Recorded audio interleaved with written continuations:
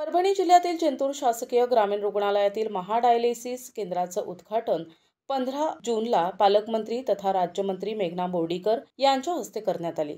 या कार्यक्रमामध्ये जिल्हा आरोग्य अधिकारी नागेश लखमावार, वैद्यकीय अधिकारी रविकिरण साडंगे, डॉक्टर संजय कुमार पांचाळ, डॉक्टर दिनेश बोराडे तथा जिंतूर येथील डायग्नोलॉजिस्ट डॉक्टर देवराव करहाळे आदींसह कर्मचारी आणि ग्रामस्थ उपस्थित होते। या डायलिसिसच्या आजाराच्या रोगावर मोठा खर्च करावा लागत होता।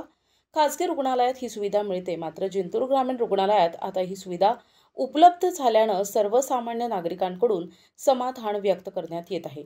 या कार्यक्रमानिमित्त बोलताना मानेवर काय म्हणाले ते पहा। आज जिंतूर येथे डायलिसिस सेंटरचं उद्घाटन केलेलं आहे। जिल्ह्यातलं हे चौथं डायलिसिस सेंटर आज आपण उघडतोय।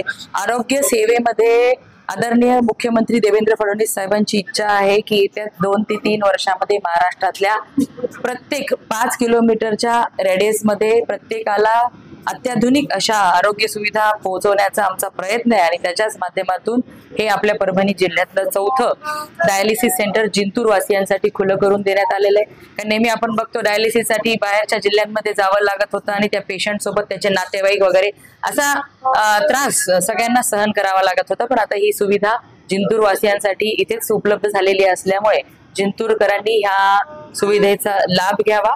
धन्यवाद। प्रतिनिधी रियाज चाऊस, NTV न्यूज मराठी, जिंतूर, परभणी।